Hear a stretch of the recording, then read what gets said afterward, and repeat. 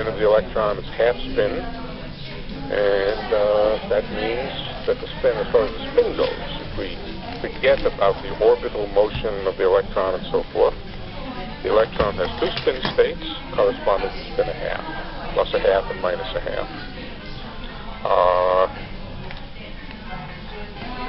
The other property that qualifies the electron as a fermion is that it satisfies the Pauli exclusion principle. You can't put more than two of them into the same state. In talking about the states, spin counts. So if, for example, we ignored the spin, and, for example, we talked about putting two electrons into the ground state wave function of a hydrogen atom, yes, you can do that. You can put two electrons into the lowest energy level, but only because you have the spin to soak up the Pauli exclusion principle. And so you put them in with opposite spin. If you try to put a third one in, you can't put it into the ground state. If you try to put a third one in, let's say because we're dealing with lithium plus for helium, we can put both electrons into the ground state. In the approximation that we ignore the interaction between the electrons. In other words, in the chemist's bad approximation, incidentally, these days chemists are very sophisticated quantum physicists, really good chemists, and they're very sophisticated. But you know, the old picture of the atom, the shell model, and all those sorts of things that were simplistic, which didn't work very well, but you know, they work a little bit.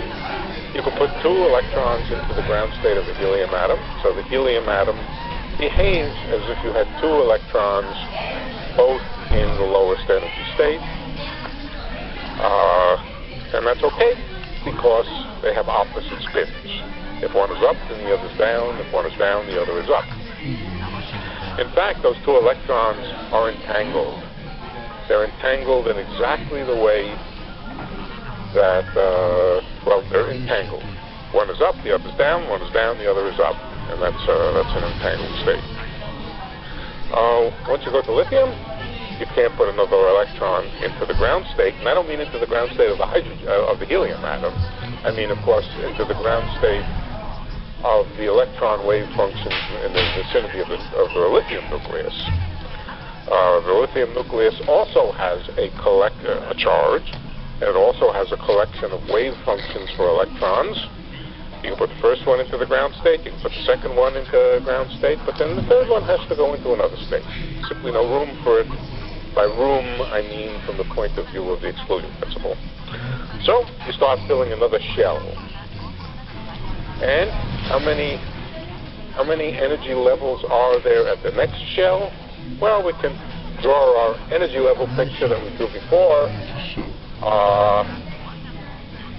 Angular momentum 0, which is called the S wave, at least for the simple approximation in which the electrons don't interact. There's the ground state, and then there are excited states which still have angular momentum 0, and so forth and so on. And then there's the P waves. The P waves are angular momentum 1, or orbital angular momentum 1. P stands for something I don't know what. And the first P wave has more energy than the first S wave, and it has three states. The three possible states of orbital angular momentum 1. And then there are above that, and by the accidents, or they're not really accidents, of course, but by the funny mathematics of Coulomb potential, the first, the degeneracies, extra degeneracies that I've indicated here on the diagram, and so forth and so on. SPB, that's spectroscopic notation. At the next level, the next angular momentum, this is L equals 0, L equals 1, L equals 2. At the next, at the B wave level, L equals 2, the lowest energy state is already up to here.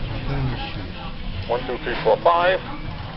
1, 2, 3, 4, 5, so forth, 5 states for L equals 2. And that's what the pattern of energy levels looks like. Okay, so you go to the lithium atom. The lithium atom, you put in 2 electrons into the lowest energy state. So they're both in the lowest energy S-wave state. And now you have an extra electron you have to do something with. Well, you could put the extra electron upstairs in some higher energy state, but it would be unstable because it would decay by emission of a photon, which we haven't gotten to, but it would decay down to something of lower energy. What you can do is put the next electron into any one of these 4 states. Okay? Keep going. What comes after lithium? I can't remember. Beryllium. Okay, then you come to beryllium. Beryllium, you fill the lowest one, and you fill one of the next levels. But wait a minute. There's 4 electrons now, so you fill 2 of them. Okay. That's beryllium. What comes after beryllium? Boron? Boron? Okay. And the one after boron? Carbon. Good. Right? And if there wasn't spin at the next level, at the next atom, which is nitrogen. At the next nitrogen level, you would have to start filling up these up here. But that's not the way it works. Spectroscopy and everything we know about it is consistent with putting the fifth electron, 1, 2, whatever. The next one fits in again into one of these levels, and that works until you get into neon. Okay? In neon, there are 8 electrons in this first excited energy level here.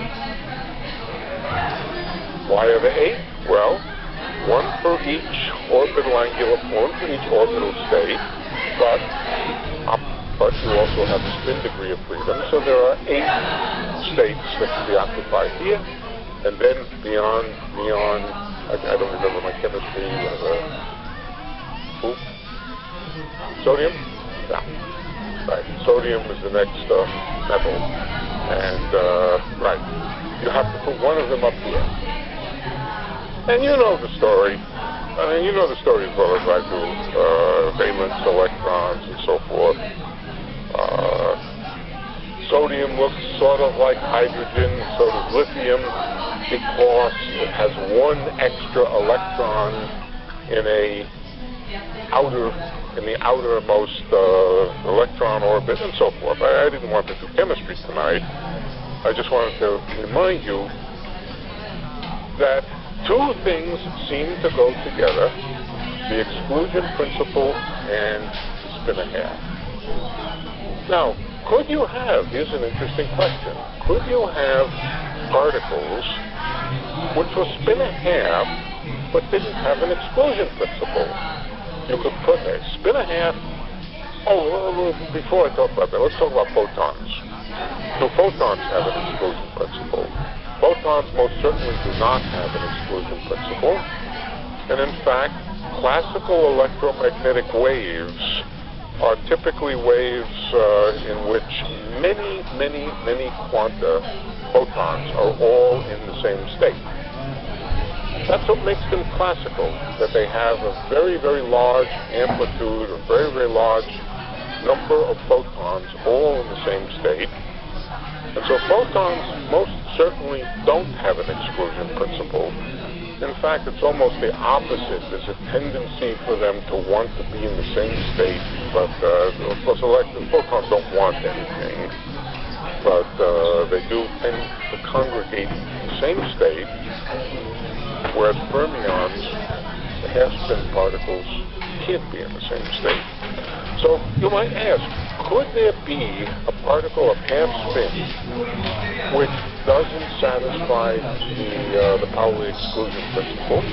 Or could there be a particle of integer spin, photons and integer